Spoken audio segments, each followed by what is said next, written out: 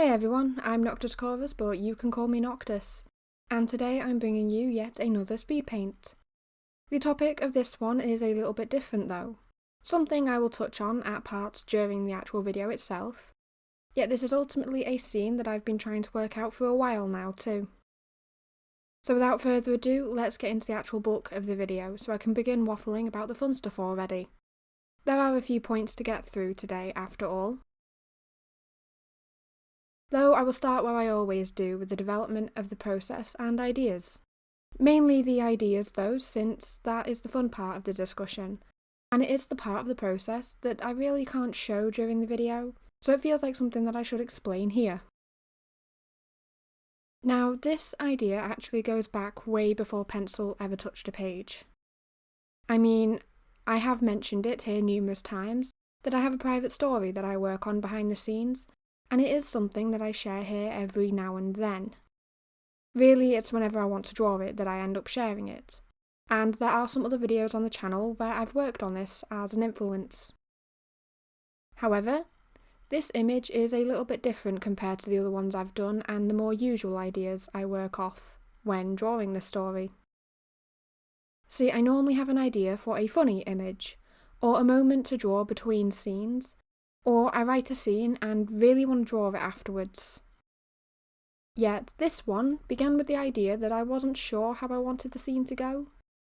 I mean, I am redrafting the story again to fix some plot holes, and I need to sort of straighten out how I want the opening moment to go. I haven't been sure exactly what the space should look like or what the characters should be doing in it, and I haven't liked how I started it every other time, as it always ends up focusing on the wrong things. I actually haven't written it in a month of this point of the script, since it has been a bit demotivating for me to actually push through, and I have kind of gotten stuck in my own head a little bit, just around the whole ideas as of late. So for this image, it was meant to be a kind of total reset. By that I mean it was something that I could draw to step back from the words, and to move away from the blank pages and scrapped ideas. Instead, I could focus on what I enjoyed about the scene, and look at the other aspects to hopefully motivate me to write something later. It has also been to give myself a creative break from the story for a while, just until I accept once more that a draft isn't perfection, and that it can be bad until I actually get a point without the plot holes in it that I can then later redraft and refine. It's been rather fun in that respect too, if I do say so myself. But all of that said, it meant that I went into sketching with an open mind, and looking at various ideas and locations from the story. All just to keep the options open and to have fun with it before settling on a specific thing. It didn't need to be this one, a place from the first scene, or anything even remotely close to it. I almost settled on a location from later in the story, or something instead of looking at the characters themselves. Instead, this image came to be as I had been working with a few sketches of the location. See, it is meant to look like some old abandoned building that is almost falling apart in some sense.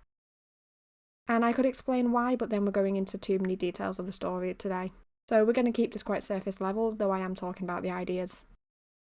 So from there, I had a few sketches where the camera, so to say, had been inside, with the figure and others where she was outside of the building itself. One saw her sat on the fence around the building, something I still include subtly in the window later on, with another character at her side as if the two were posing for it. Though that one would have been a between-scene image, or really a pre-story if I had gone with it. Yet all of it had been fun to work with. For this sketch? Well, it happened because I was curious. The inside of the building had been a previous sketch, or at least it had been similar to it in some sense. Though I didn't quite like the framing of it, to be rather blunt. It just didn't have the abandoned feel to it, or hadn't been ruined enough for it to really fit the impression I create whenever I am writing it. And the forgotten element is sort of key to this location. It's meant to look as if people aren't supposed to be there, or as if people have left it to rot almost. I then let myself experiment and mess. The moss and the plants came first in my earlier ideas, something meant to claim most surfaces in the piece, and I had it frame the image alongside some crates and rubble. Though I then framed it with the actual window frame. Slightly different to this, in the fact that it was just the frame and no wall. Though it didn't quite sell the right impression though, which is where the wall came to be introduced to it, and I had my very first version of this sketch at that point. Now, those ones didn't have the person in it. That all came much, much later in truth. I had the environment first and the framing sorted, yet I wasn't entirely sold on it at this point. In my sketchbook, this is then where I introduced some markers to plot out basic colours quite messily, and just sort of see what I could do in terms of lighting, effects, and basic shadows. I was really just more experimenting since I had nothing to lose by trying it, and I could always redraw it when I actually wanted to use it if worst came to the worst. And it worked. I liked the markers and the colours, so I let myself look at it digitally when I had been working on a pile of other sketches and looking at various other options. That one just focused more on the greys and the values of everything before moving into its own file, where it sort of sat for a while before I began to work on it again. And that may sound like the end of the development, but there is more. See, I did a final version of this piece where I plotted in loose sections of colours, like on the Reaper drawing for example, before actually settling on and taking it forward into this video and the flat stages of colour. But that is me sort of skipping over the character and the placement, as I will want to discuss that in a moment. For now, I had been happy with the ideas as I had a slight story to tell. That story didn't have any strict ideas to it either, or things that I absolutely had to show happening.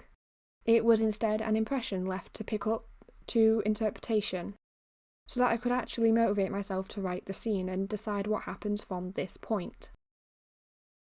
And now that that is done, I can certainly promise that it is working.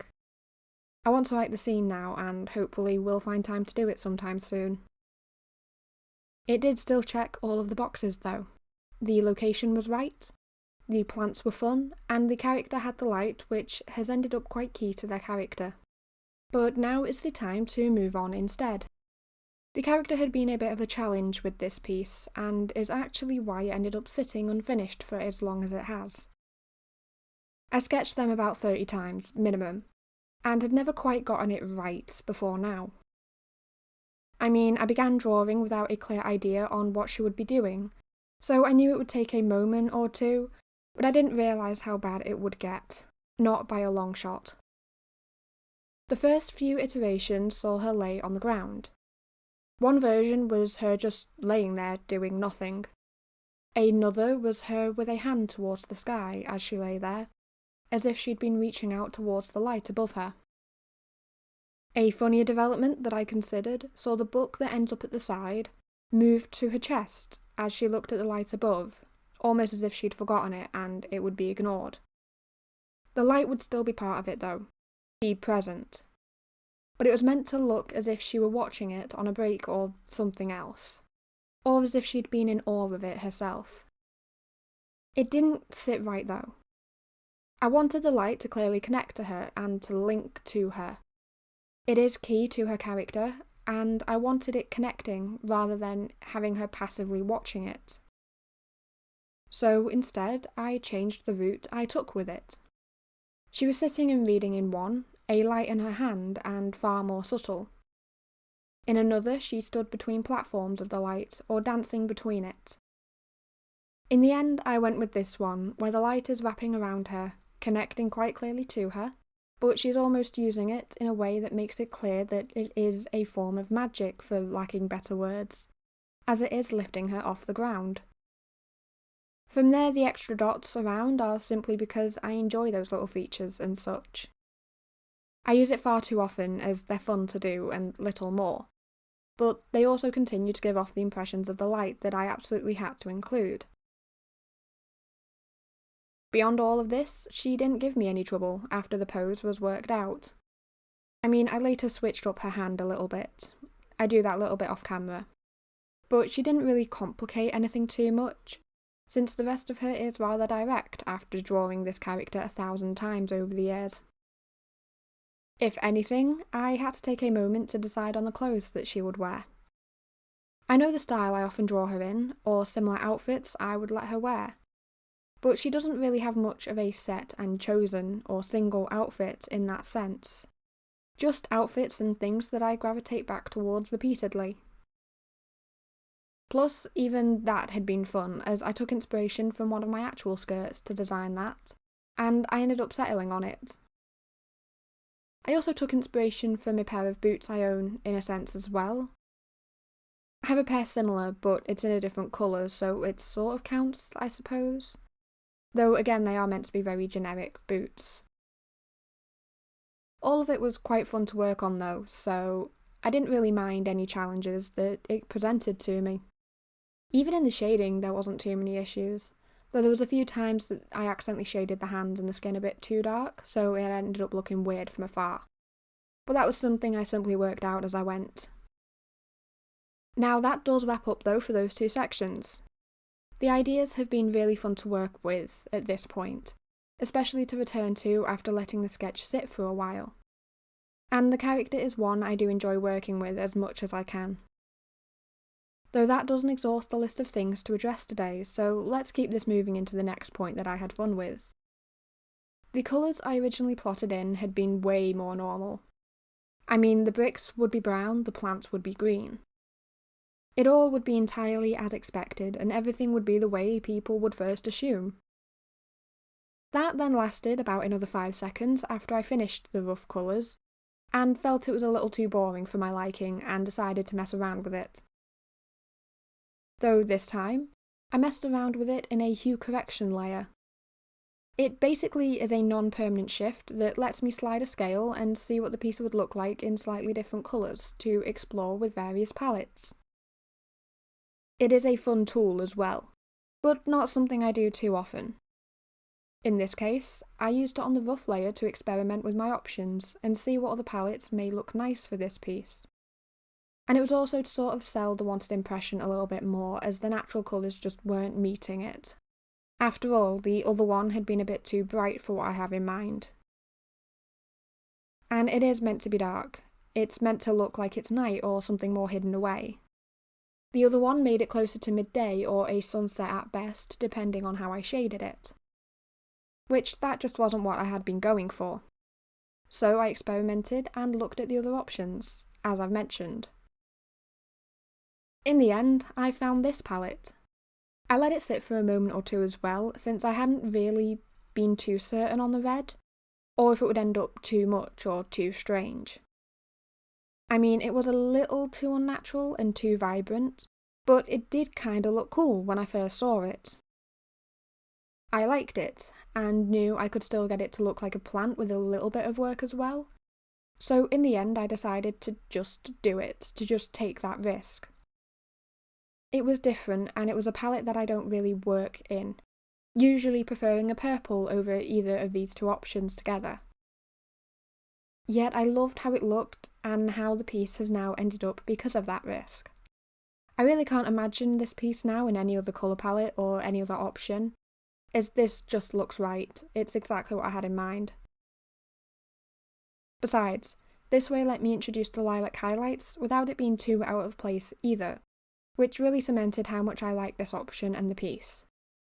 There were some other options of the hue that I liked, but none quite as much as this. And in the end, the piece is so much better for this palette, and much stronger by that one chance that I took. Though all of that set aside, I can finally get into talking about the little details that I added and enjoyed with this piece. There were a few too, since this ended up being about little details here and there, and it really let me focus on the textures of stuff as well throughout the piece. The main place that this is all evident is on the moss and the plants.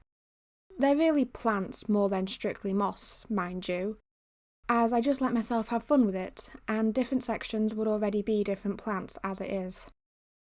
But it does work best to illustrate what I mean when I'm talking about details and marks. I use throughout the piece to sort of sell the different ideas.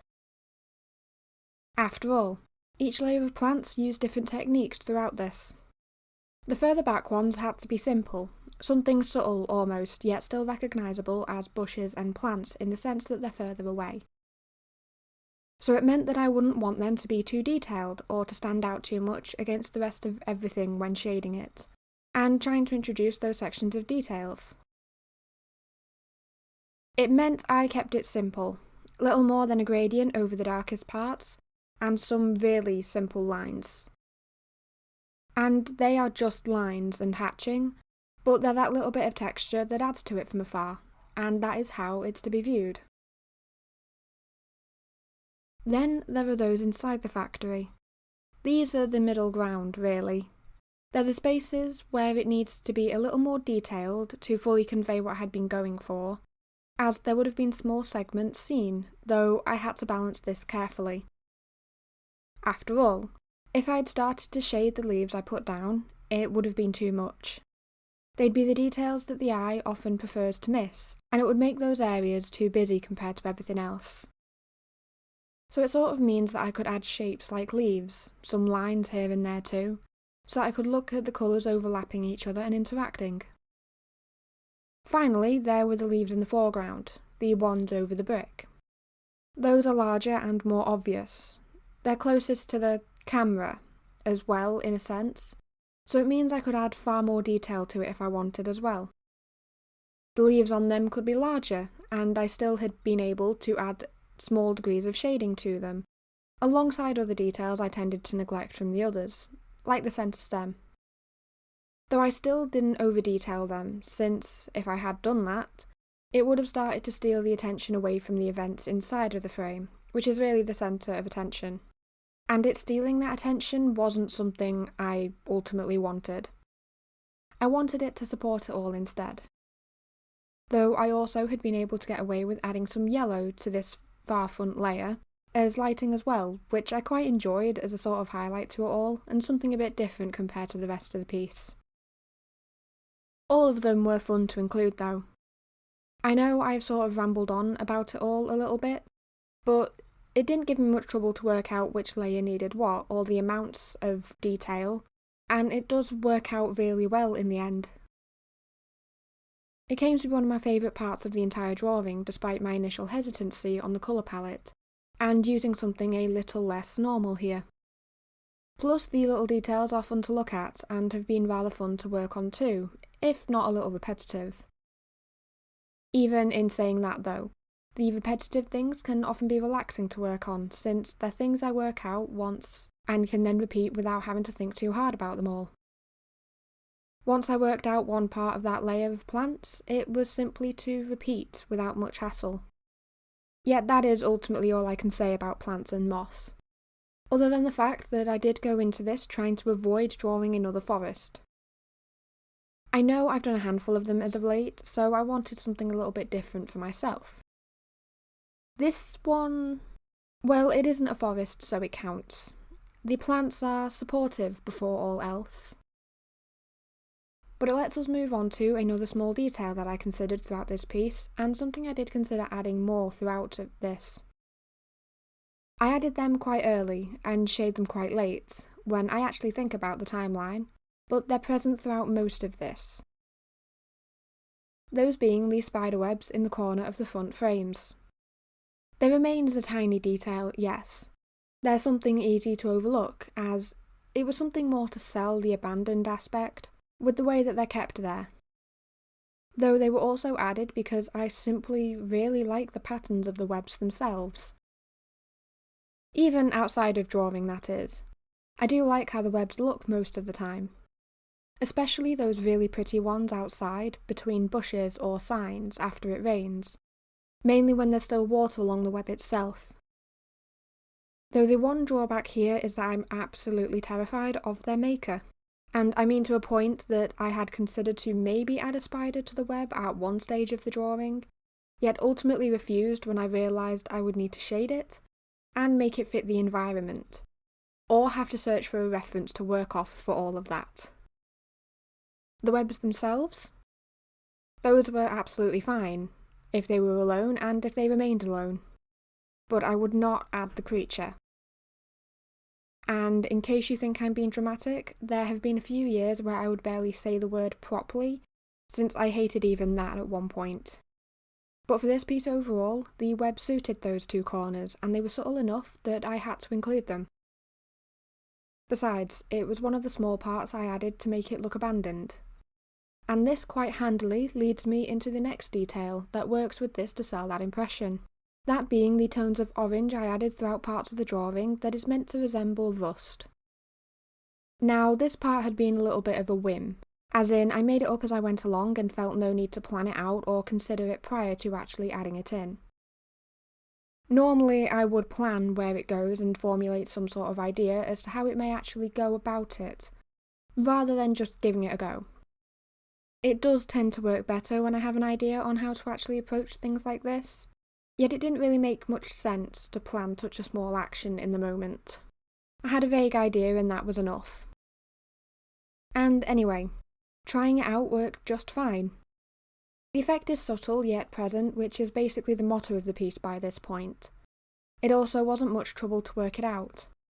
At most, I took a moment to use a new layer for it, clipping it to the target one below, but giving myself that safety net of being able to undo it quickly and simply if I didn't like it, without it taking me a few extra hours to undo it. And overall, it kind of helped sell the impression that I had been going for, once I had left it to sit for a moment to fully determine if I liked it or not. And in the good news, I did like it, so it stayed. It worked with everything else and finalised the effect that I had been going for. I also know it's a detail I commonly use to describe the area as decaying and abandoned, often calling it a rusted shell before all else, so it was a visual detail I really had to include, as a little bit of a nod to how I normally write it. Though it brings us towards the last little section of details I want to talk about with this character. The main one is the bag and book.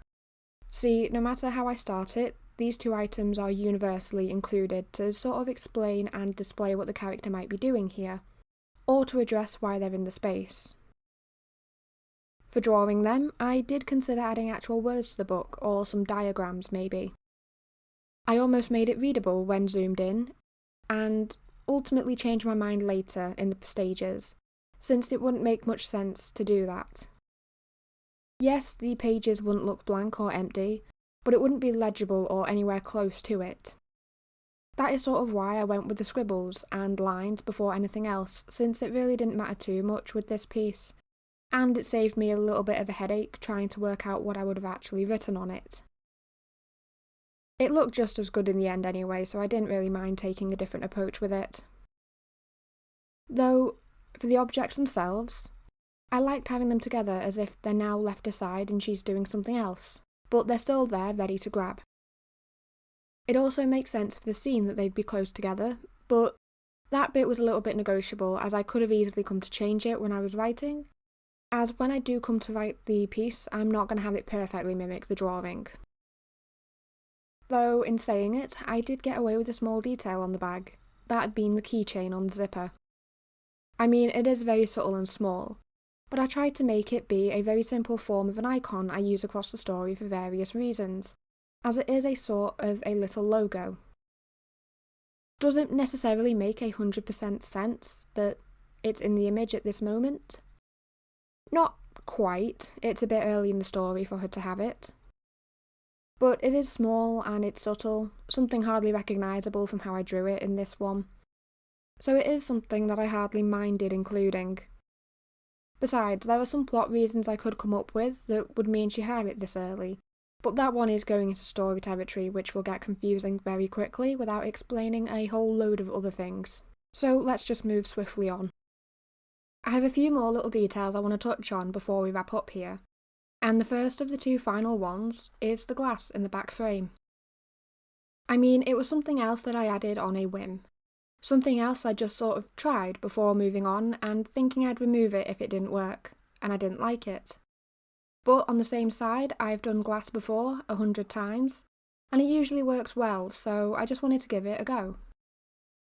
And then I figured it made sense to put some extra glass on the floor, just harder to see, as if it had shattered and those glass shards fell inwards.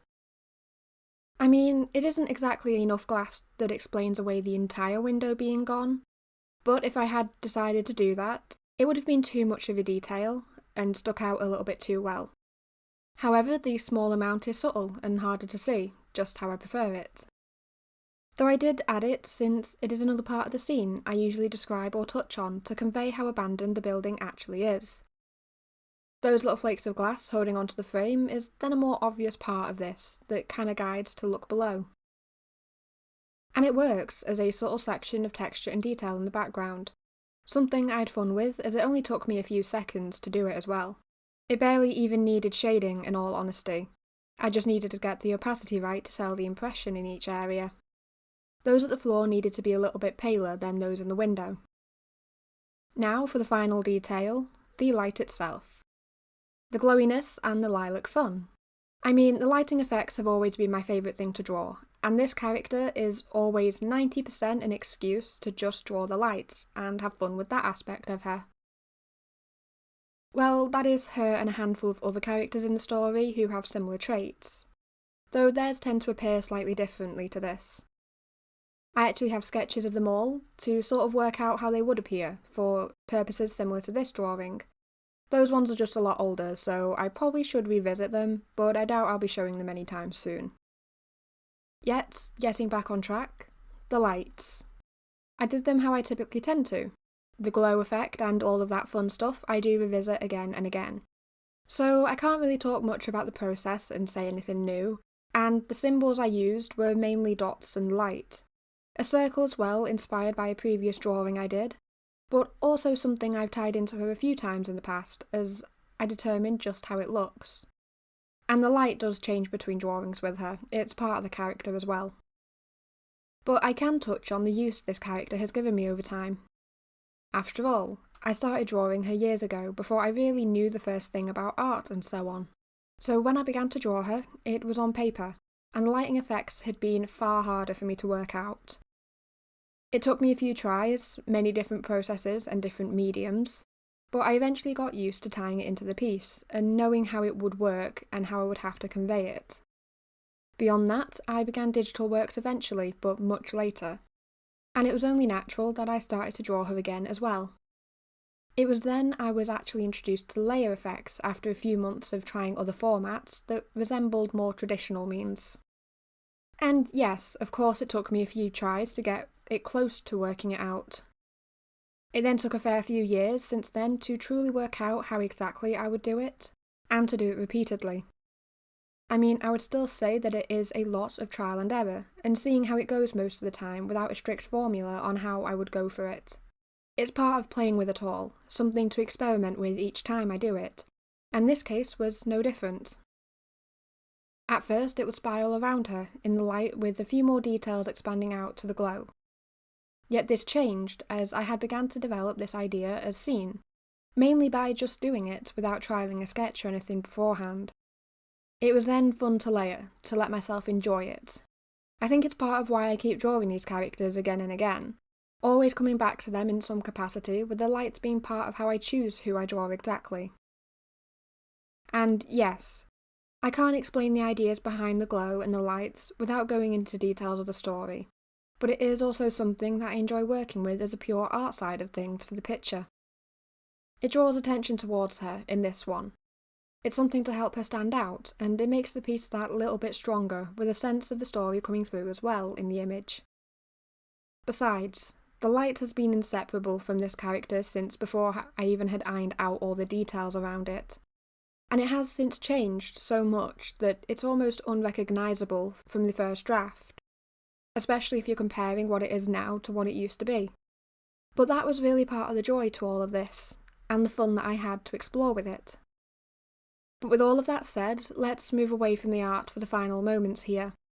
See, before we wrap up, I want to take a moment here at the end to sort of discuss some things. I mean, there are a few videos that I'm working out how to do in the background of all of this, and I just want to take a moment to address this fact. Between designing stickers and other products, I have been sketching for further videos, and I have a range of ideas set to come out within the next few weeks. At the same time, I am trying to expand a selection of stickers that I offer and work out file settings for some new products. That last thing being more of a headache than it's truly worth, but something I have to do either way. But that isn't really the main thing at the moment that I want to mention. After all, the video schedule is relatively normal, there's nothing too strange there. But in the video I made where I introduced myself a few weeks ago, I did mention that I wanted to look at painting videos on canvas and more types of content, so I can kind of showcase a variety of the art I enjoy, and also keep experimenting with the video formats. After all, I do want to expand somewhat beyond just this sort of speed paint all the time, as I want to experiment and play, just like I do with my art. And either way, I may enjoy digital stuff, but painting and so on has been in my life a little bit longer, so I want to be able to share that side of stuff too. However, I also mentioned that I wasn't too sure if I wanted to be on camera myself or not, and it was getting stuck between how to have these two things collide. I mean, if I'm painting, I'm going to be in the shot 90% of the time, and that is something I would have to simply get comfortable with.